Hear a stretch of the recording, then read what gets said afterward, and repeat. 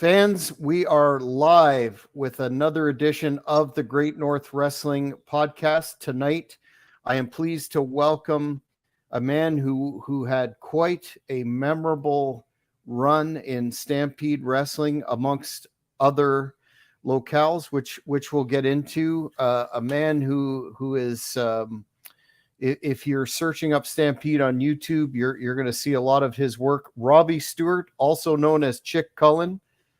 Welcome to the Great North Wrestling Podcast, sir. Thank you. Thanks for having me. I appreciate your time. Growing up, you're from the United Kingdom. Growing up, were you a fan of the wrestling business? Yeah, I'm from Scotland in particular, and yeah, I was a big fan of wrestling. My grandmother got me into wrestling. She watched it on a Saturday afternoon, which was tradition. 4 o'clock Saturday afternoon was wrestling on ITV Sport.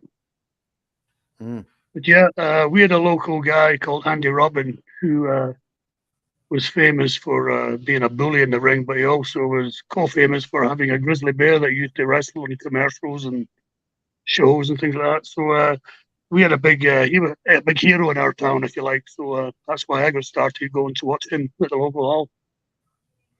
And what made you decide to pursue wrestling as a career?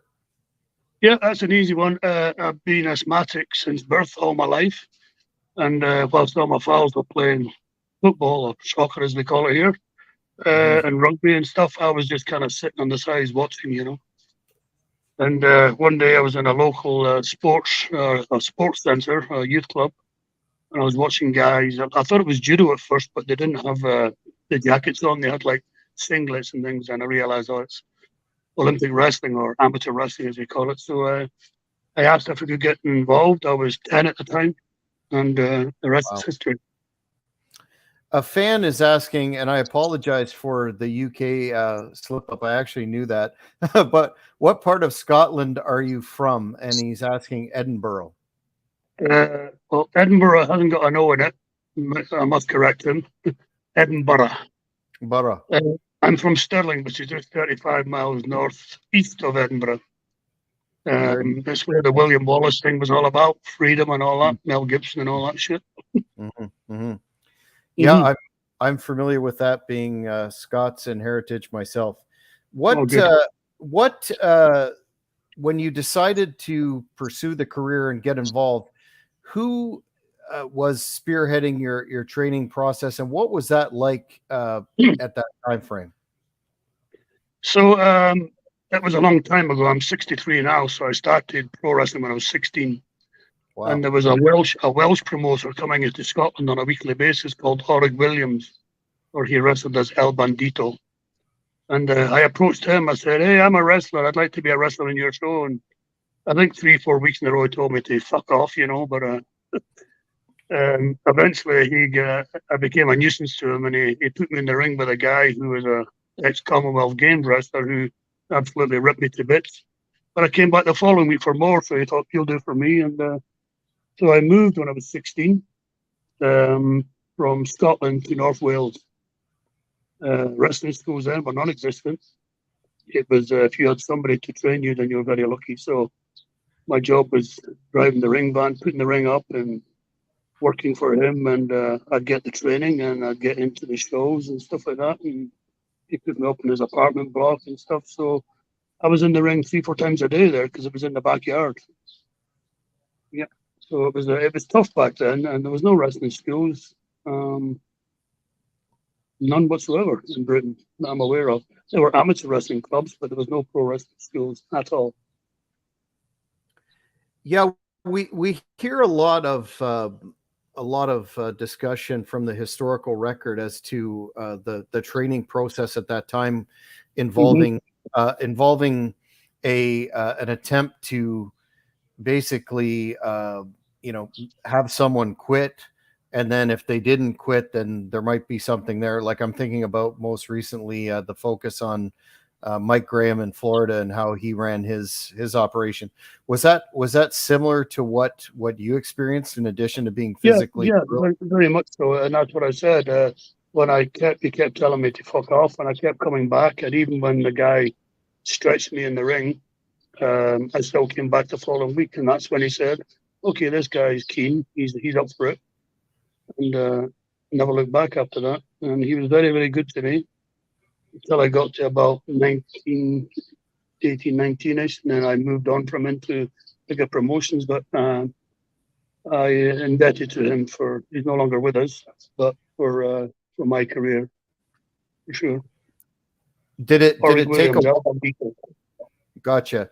Did it take a while for them to smarten you up, or how did that that was aspect? almost, that was almost immediately. And it didn't come as a great shock to me, but the extent of it, I was a wee bit surprised.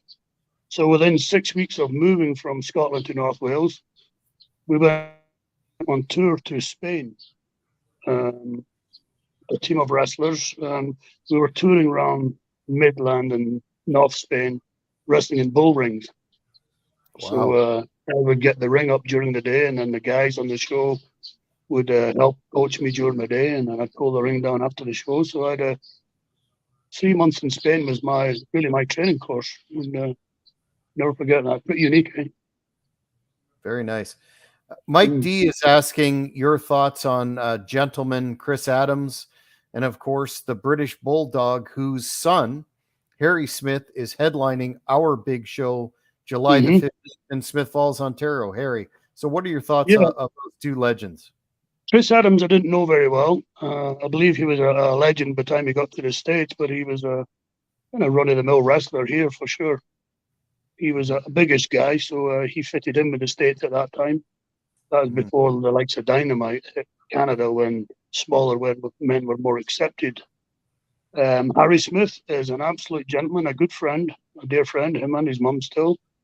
And he is an excellent wrestler. He is probably the best pound for pound wrestler, gifted wrestler in the business today. And I'm talking about every style of wrestling, from pro wrestling to shoot wrestling to all types. And he is the nicest, most mannerable guy you could ever meet. He'd be a pleasure to have on anybody's roster for sure. Yeah, we're really excited about it. Harry was a former Great North Wrestling heavyweight champion, and we're very pumped to have him on the show.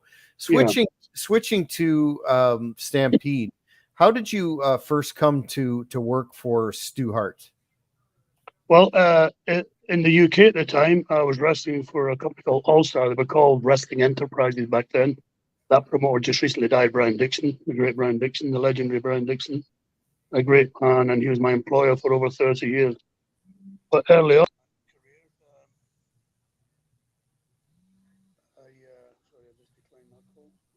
No worries. The mighty John Quinn came to the UK.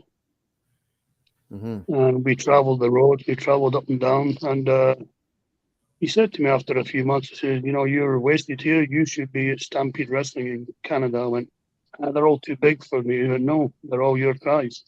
And you're the perfect foil for the Hart brothers because they're all yours.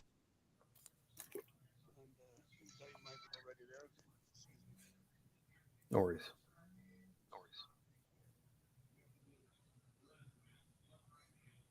Are we still there? The Dynamite was already there. So when I got there, and Davey Boy had just got there, and I went with Adrian Street at the time.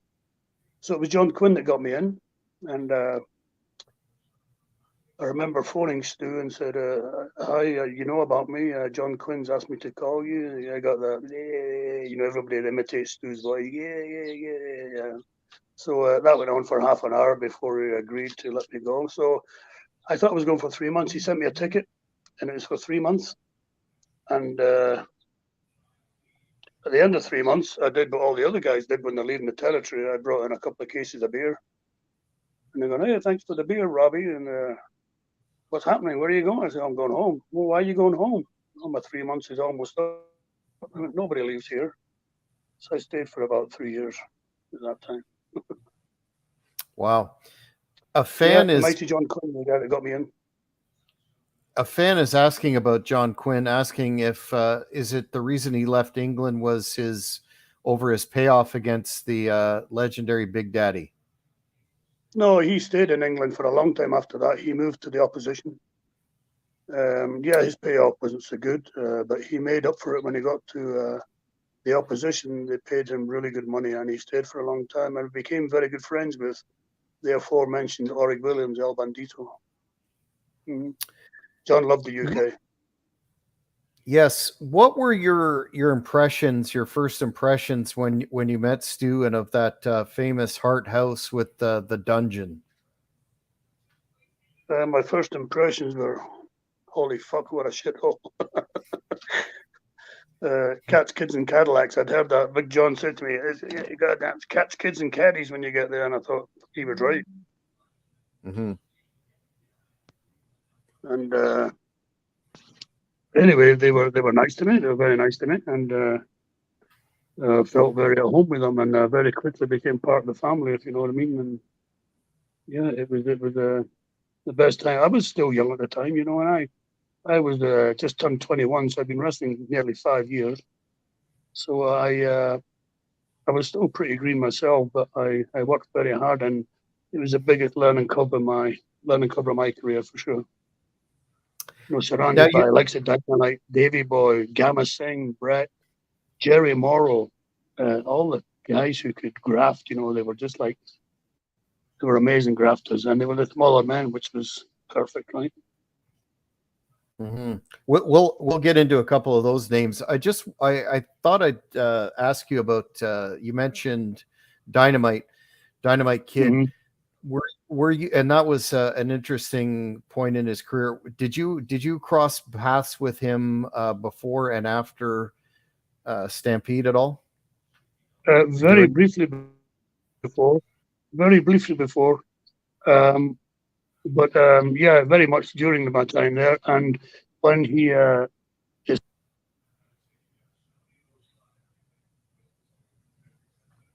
Sorry, I lost your audio there, Frank.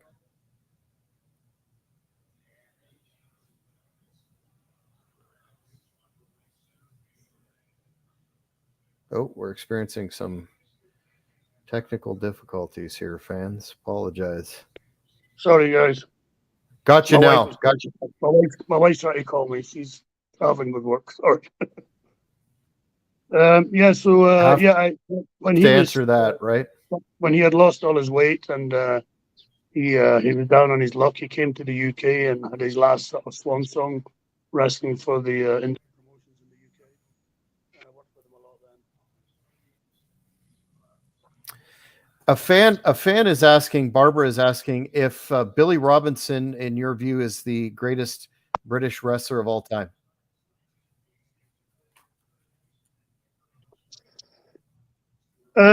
Of his day, most likely. Yeah, of his day. Mm-hmm. To me, the best British performer all around was probably Dynamite. Mm-hmm. And I don't say that through any disrespect to Billy Robinson or Marty Jones or Darren or Steve Regal, William Regal, any of them. I just, in my opinion, of all the ones I encountered, Dynamite just had it all. It really did. Absolutely. You also touched on earlier the great Gamma Singh, and you wrestled him a lot, including yes. for the British Commonwealth title. Do you have any memories or matches that stick out from that opponent? I don't know about dates or that, but I remember I have got a great memory of all those years back. I can't remember what happened yesterday, but I had some great matches with Gamma, and you know, we're still friends to this day. I was coaching here in Calgary up till last year, and I was coaching his son, Raj, and Gamma popped in a few times.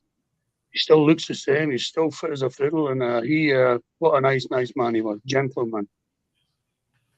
Absolutely. Good heel. You had, yes, which is just funny. That's exactly what I was going to touch on. You competed in a series of matches against the infamous Karachi Vice with Champagne Jerry Morrow. The Karachi Vice that I'm thinking of, and I remember from watching on TSN as a kid, consisted of Mukka Singh, Steve DeSalvo, and Gamma.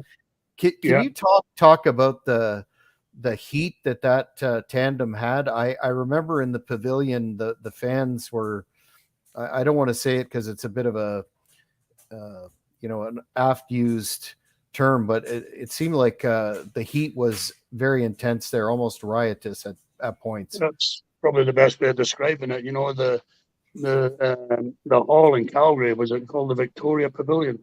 It was almost like it was man-made for wrestling. It was perfect. It was all this concrete tiered bleachers four side and seats around the ring that were on top of you. The crowd were on top of you. That you could cut the atmosphere with a knife. It really was intense. And the Karachi Vice was one of Bruce's brainwaves, and it came together good. And John Foley rested his soul. He played a big part in it. Mike Shaw, I can sing, yeah. Steve DeSalvo, who was pretty green, but he was a monster and a great guy. Jerry Morrow, what an amazing talent he is. He could do anything, and he was just, what a brilliant guy, brilliant wrestler. And Gamma too, they were just perfect for it. And Jude Rosenblum, if I remember, was he part of the Karachi Vice? I don't think so, not to I think my he might have memory. gone before that, yeah. You talked about Steve DeSalvo. I wanted to ask you, after working with him so closely, Outback Jack did an interview with the Hannibal TV where he talked about an extremely negative experience that he had working a dark match with Steve, and basically characterized him as quite a bully. Was that your experience with him, or not? At that, not at all. Not at all. He was a big softy, a big gentle giant, in my opinion. I first met him in Britain a few years before I went, or just before I went to Calgary. He came to wrestle for the TV promotions over there as the Mighty Yankee.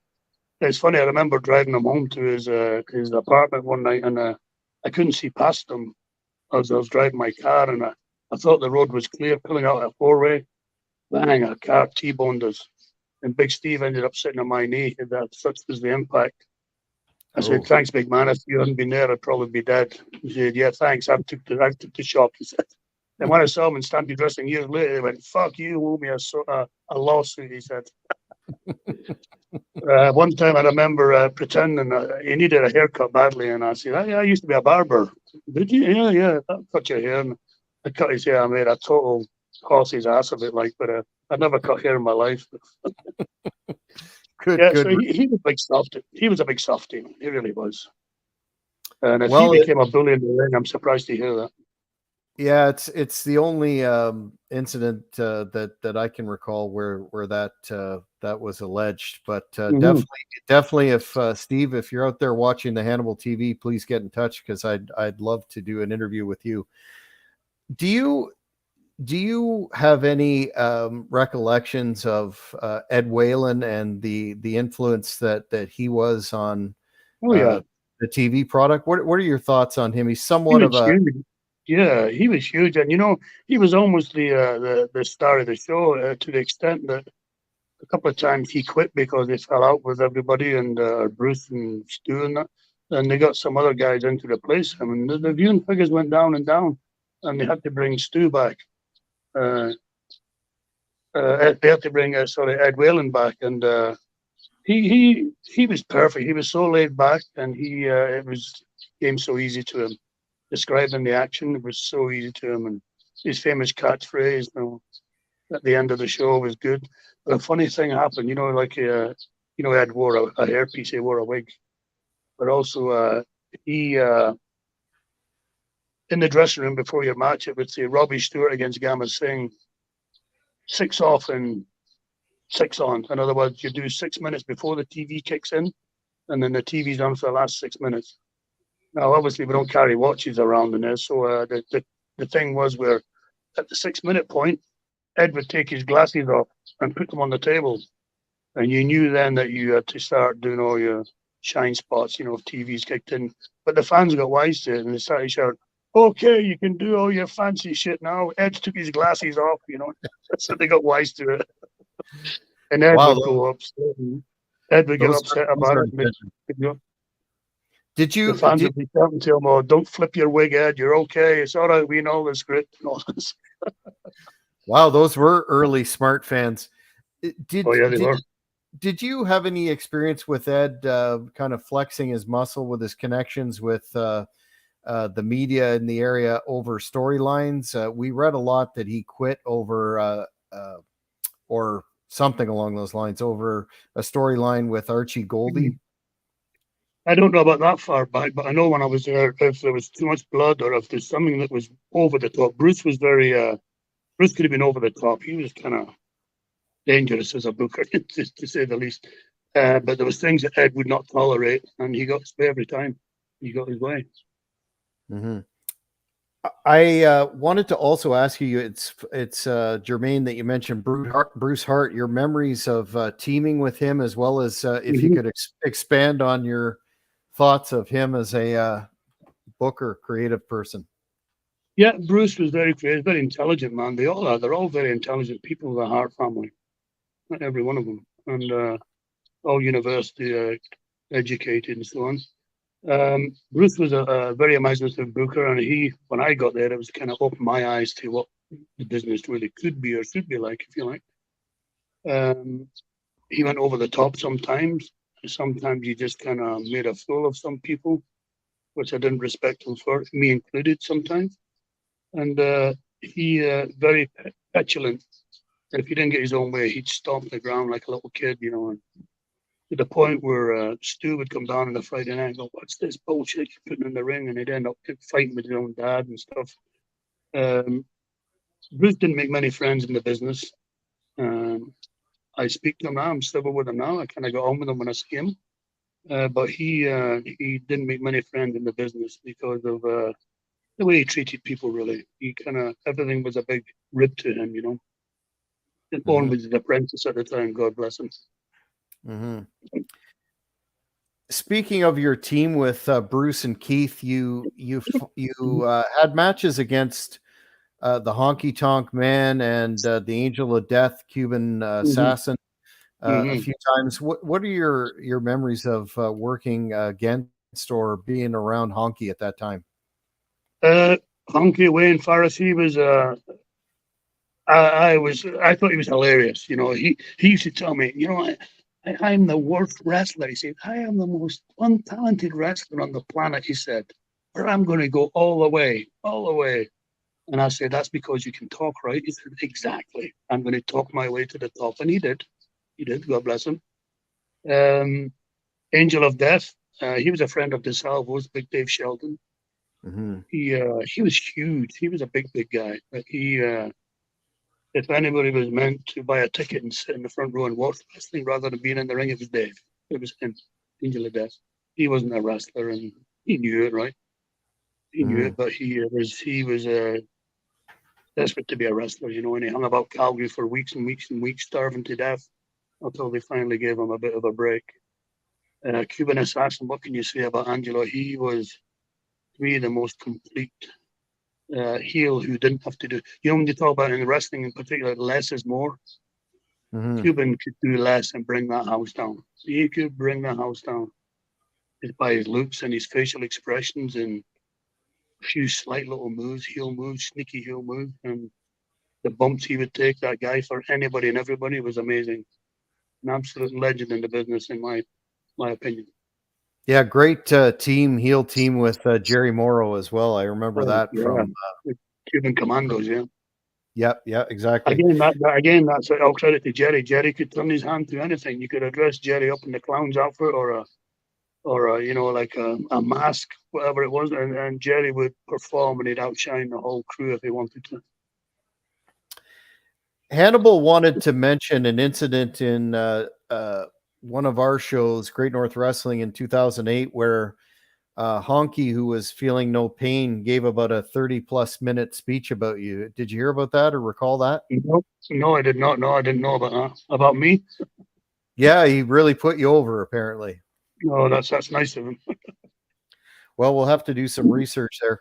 What were your experiences around? I know Brett was probably in WWF at that time. Correct me if I'm wrong, but around a young developing Owen Hart. Brett wasn't in the WWE when I first went there. Nobody was. They were all there. He was just still wrestling for his dad and stuff. just the main attraction. Always an hour late for the transport, stuff like that. Owen was still at school at the time, but as I said earlier, Owen was Bruce's apprentice. And Owen started ribbing very early on from the days he was still at school. And Owen used to sit at ringside and play the music for the rest of us going in the ring. That was his gig on a Friday night. Brett was still young then, and Davey and I lived at Brett's house for a while. Funny thing happened, Brett went to England wrestling, and me and Davey were in his house, and Brett had a cat called Argus. I'll never forget it. And Davey was on the protein milkshake, about 25 of them a day, like. And what was left in the dish, he'd throw in Argus's. Whatever was left in his juice container, he'd throw in Argus's dish. So Argus would. By the time Brett came back from Britain, Argus was like fucking Arnold Schwarzenegger to greet him at the door. What happened to my goddamn cat? I don't know. He just got heavy. Fucking hell, he had muscles and he was ripped. That's awesome. That was funny. Yeah. In '86, you worked several matches against a rookie, Chris Benoit. Did you? Two-part question. Did you see the potential in him at that time, and what were your thoughts on the tragedy when you heard about it? Absolutely, I saw the potential, and he was very talented, and it was like looking at a mirror image of Dynamite. He worked like Dynamite, he walked like Dynamite, he worked out like Dynamite, and in fact, he wanted to learn European style, and I spent a lot of time coaching him European style wrestling, which he loved very much. When the incident happened, I was as shocked as anybody, because I'd seen him just a few months before, and he was happy, everything was fine, and I was shocked. I was speechless. I don't know if what shocked me more, Owen's tragedy or the tragedy with Chris. I don't know, but totally out of character.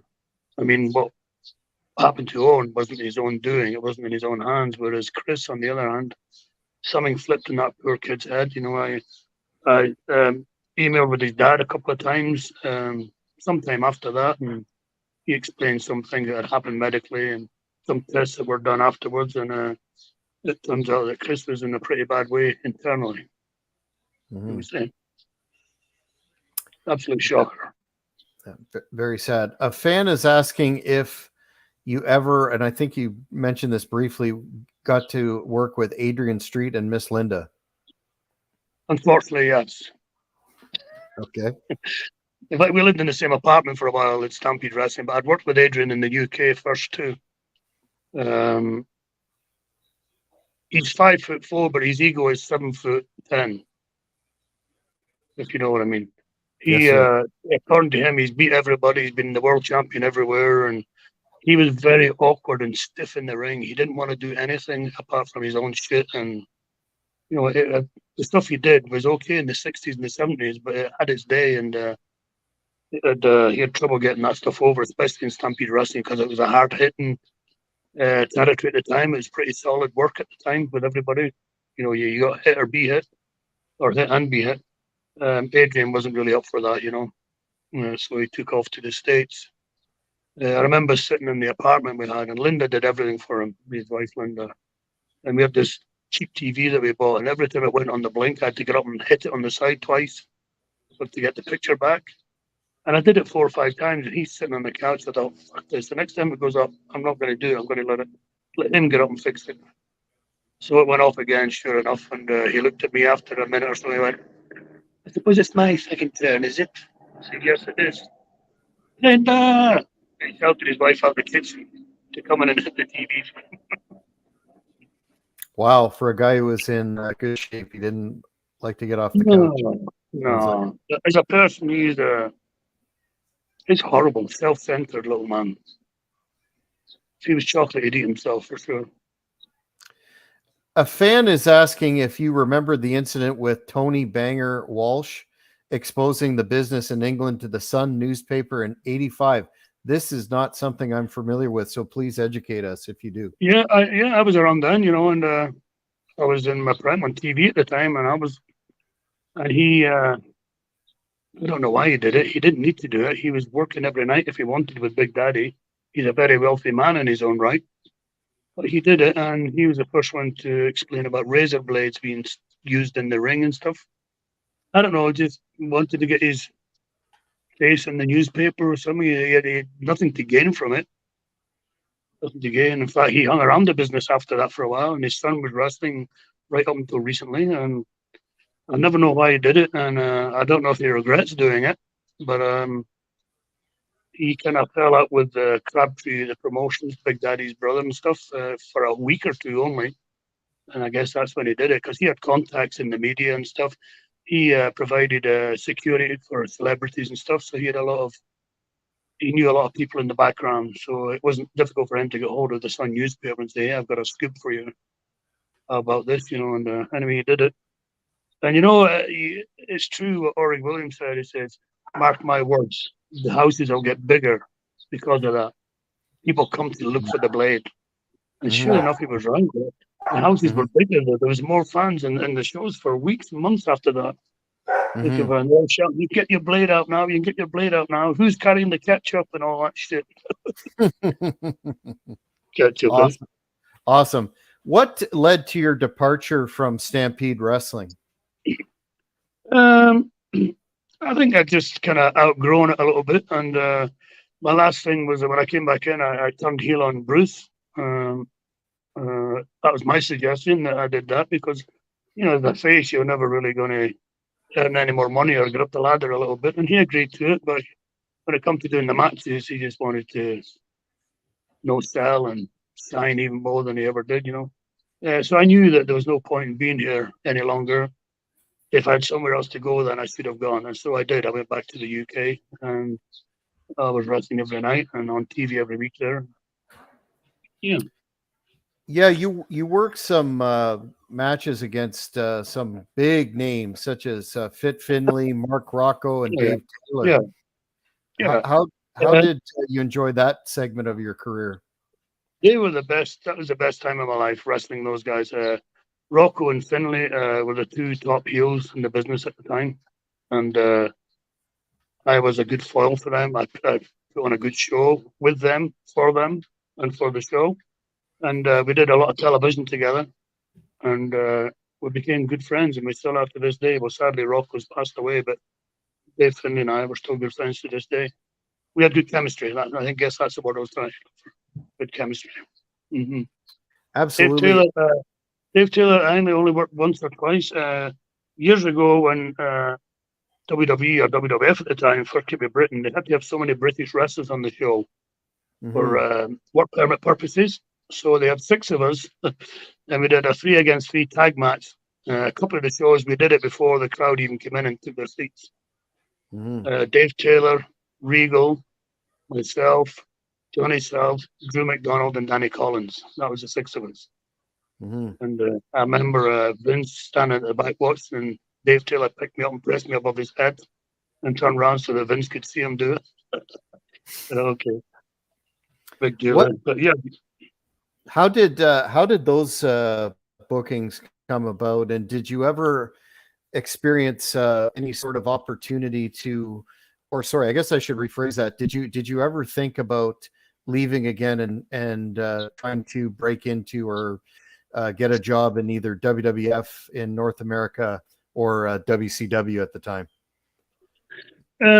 At the time, I thought I was too small with WWF and stuff. You're too small for those guys, They're all big guys at the time, like the Benoits and the Jerichos. They all came later, So no, there wasn't any option for me or any opportunity.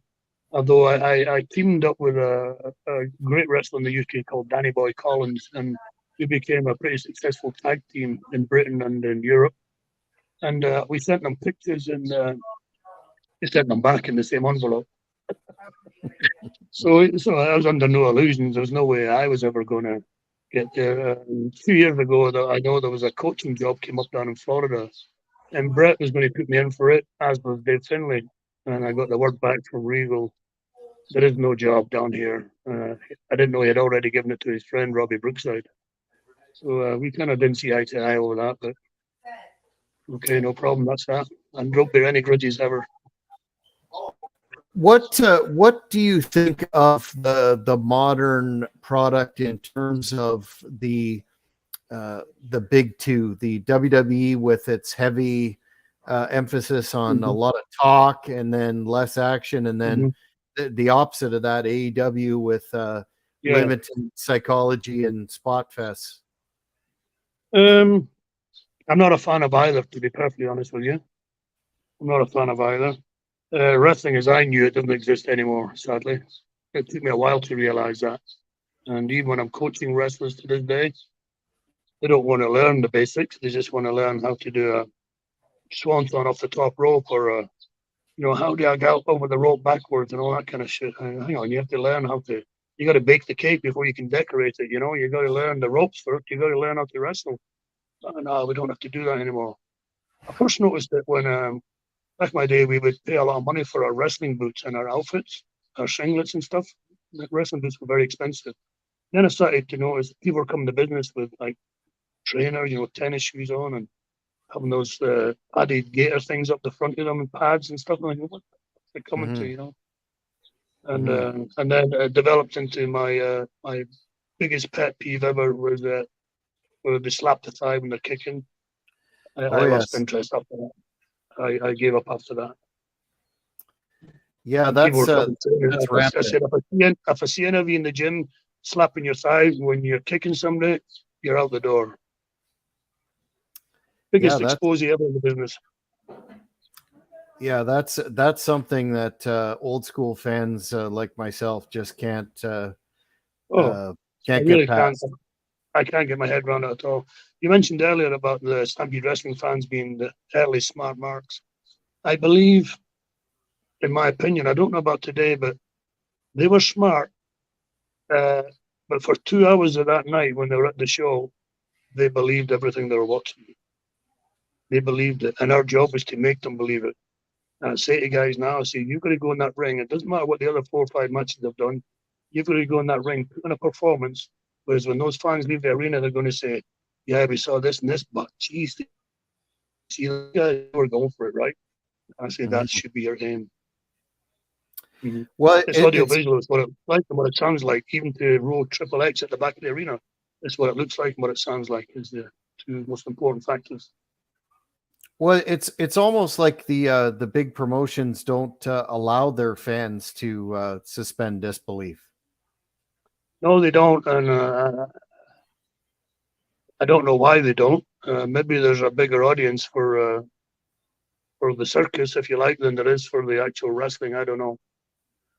I haven't seen it, but I've heard that in these town shows or these spot shows, because the whole product, everything's for television or DVD, everything's for the screen. People had screwed up. My wrestlers had screwed up a finish, say 10 minutes into a match, and they were sent back into the ring to take that match on again from minute 10 to minute 15 in front of the fans, who must be thinking, what the fuck is going on here? But of course, it's a TV product. It wasn't for them. They just happened to be paid a ticket to fill the seats up. Sad, sad. Very, very sad. I concur with you 100%, sir. Yeah. So looking back on the entirety of your career, be it in any promotion or in a training capacity, what would you regard as your if you can do this, your preeminent or singular highlight? My highlight as a wrestler? Any part of your career in the business that you like, sir? Or any part of my career? Gosh. Well, I guess it was that period from the mid 80s, like early to the late 80s, which was I was in my prime. I was at the top of my game, and I was wrestling the top guys like the Finleys and the Roccos and all the other guys, and plus the rest Stampede Wrestling stuff. That was to me the best time. Television every week. Wrestling at the Royal Albert Hall in London 2 or 3 occasions, which is some major stars don't get to do that, musicians or whatever. My hometown in Stirling in Scotland, it was always a pleasure for me to wrestle there. I always still got very excited to. I wrestled the first time there in 1976, then I wrestled again, the last one, 2016. So over a 40-year period, I'd beginning and ended my career there. Excellent. I've had a lot of success. Success doesn't have to mean that you get $1 million paychecks, which I didn't, obviously. But I had a lot of success in wrestling. It means I achieved more than I ever set out to do. And I got a lot of accolades from other more important and more talented people than myself. And that pleased me a lot. That made me feel I was doing something right, you know.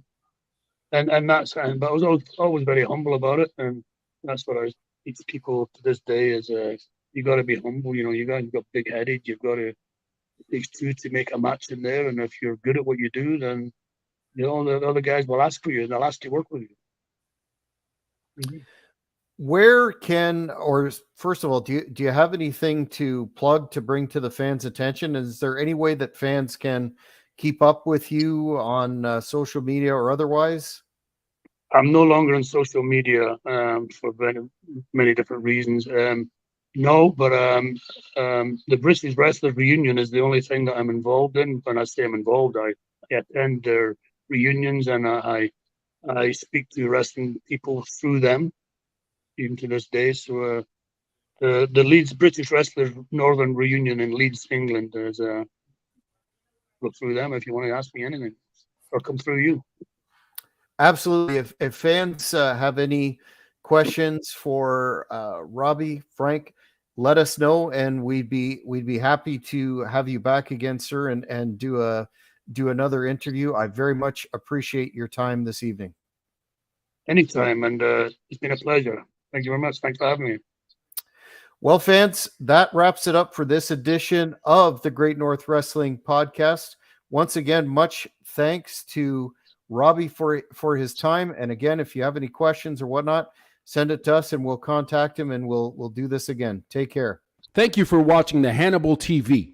Please like this video if you enjoyed it and click the subscribe button to not miss any of our latest shoot interviews, match videos, or news updates. Follow us on Twitter